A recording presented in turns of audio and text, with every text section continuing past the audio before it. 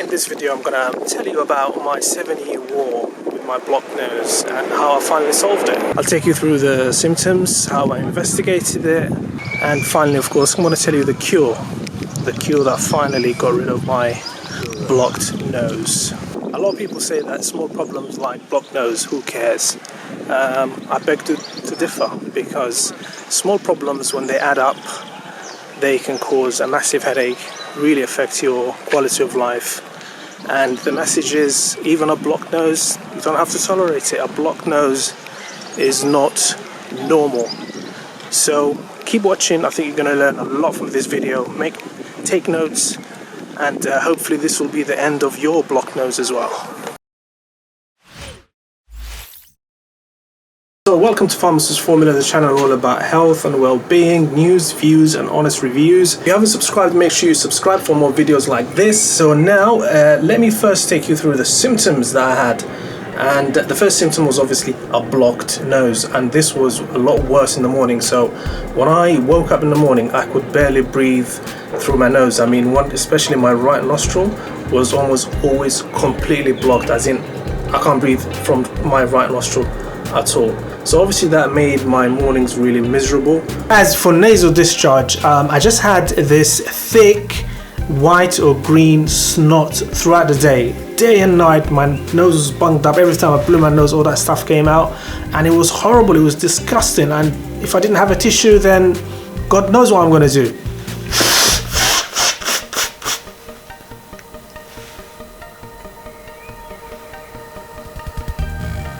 Oh no, you don't want to see this. You do not want to see this. Another really interesting symptom was a really dry mouth in the morning. So because your nose is blocked, your body has to force you to breathe through your mouth when you're asleep. So you wake up in the morning and your throat is just bone dry, and your tongue is also dry. You're not thirsty, but everything in your mouth is just dry. Fortunately, it's not a big deal, because you just have a glass of water and you're good.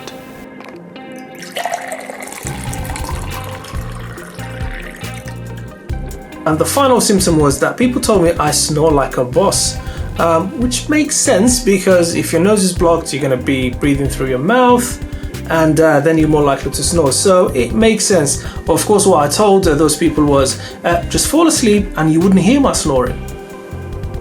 Another thing I tried in terms of solutions is I actually thought I had an infection, a sinus infection once. I may have had, anyway, I tried a course of antibiotics that my physician gave me, but the symptoms, the blocked nose, came back within a few days of finishing the course.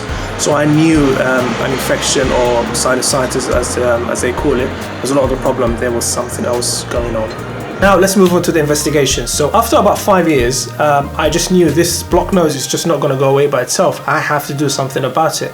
And the first thing I did was I kind of decided to investigate the symptoms, my suspects in terms of causes, one by one. And the first one was hay fever.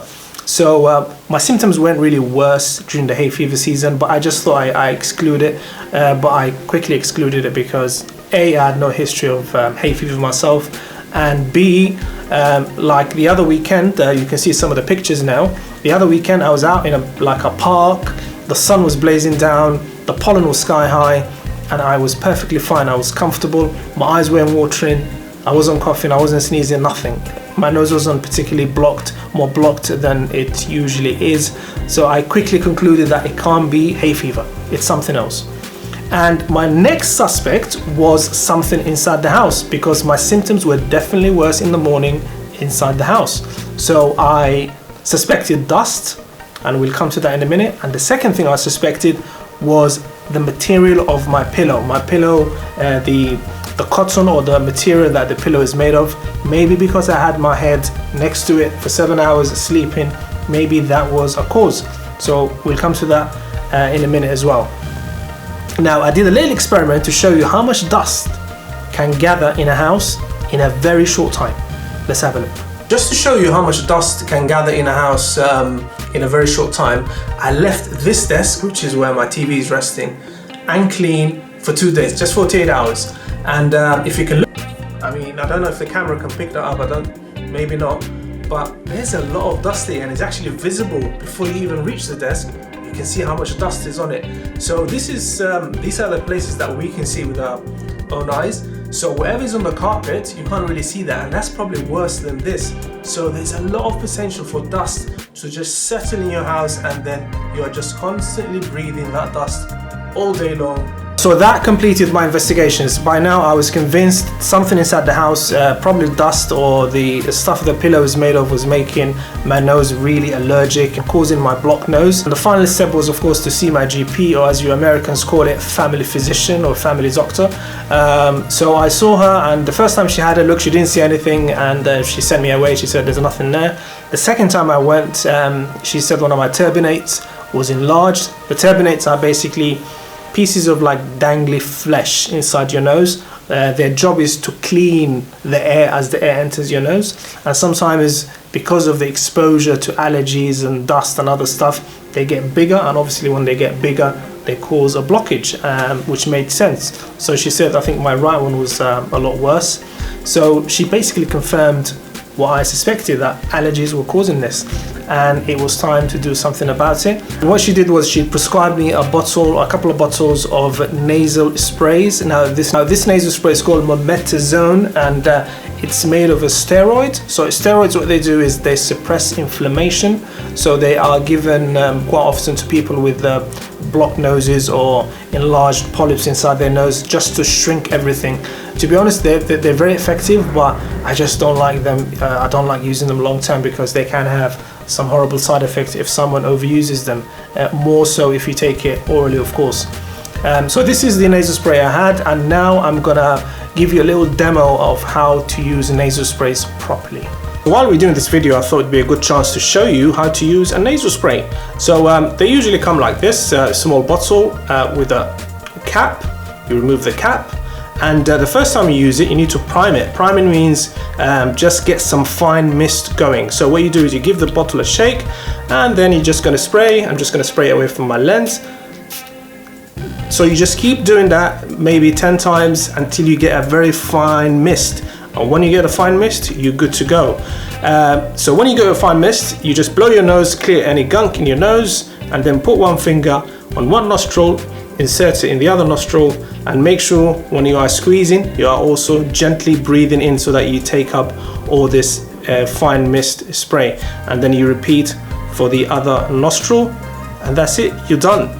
And you also need to make sure you clean the nozzle, because sometimes the spray kind of gets dry in there and it gets blocked.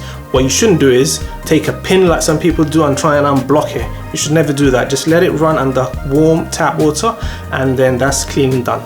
But it's sweet. So after about 4 weeks of using the nasal sprays and making some other changes, I've made like a 70% improvement. It was amazing. And now I want to show you some of the other changes I made, because I don't think my improvements would have been as good unless I've made those changes. They were crucial. One place where I made some major changes is the bedroom, because I spend most of my time here. When I'm at home, I spend 7 to 8 hours here, of course, sleeping. So I said, this is playing a major role in my blocked nose. It has to be. The first thing I did was I make sure I wipe the surfaces, especially the surfaces next to my bed, every single night. Just take 10 minutes to wipe the surfaces and mop the floor, especially the floor next to my bed. Get rid of all that dust. And the second thing I did was the pillows. So I got rid of some cheap and nasty pillows that I had that kind of had like lots of shedding and threads, and I got these hypoallergenic pillows, which are a little bit more expensive, but they don't shed, they don't cause any allergies. And the third thing I did was the pillow cover. So I make sure I change the pillow cover at least once every 2 days. So once every 2 days, I put fresh pillow covers on. Finally, I make sure I change all the bedding, the bed sheets, duvet covers, blankets, at least once a week. So basically my whole bed gets renewed once a week, every week. There you go. So if you have a blocked nose, obviously see your own family doctor first. And if he or she cannot really identify the cause, follow the investigations that I did myself. So rule out things like hay fever, and definitely rule out something inside your house. Just make sure that there's nothing inside your house causing you to have this blocked nose. And the final message is, a blocked nose, you don't have to tolerate it. People say, oh, it's only a blocked nose. Tell them no, it's not only a blocked nose, I'm not going to tolerate it. I'm going to do something about it. I'm going to get it fixed. See you. Take care.